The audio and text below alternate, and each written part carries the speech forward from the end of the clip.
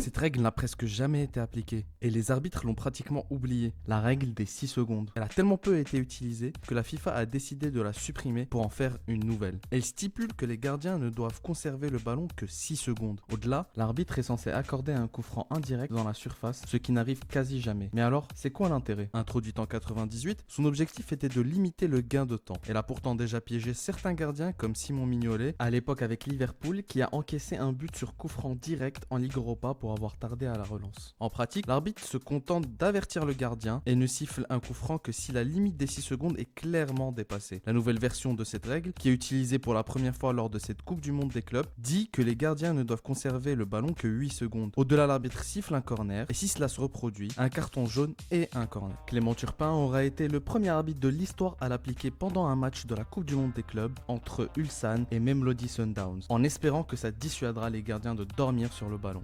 Une bonne idée selon vous? Je vous laisse me faire vos retours en commentaire.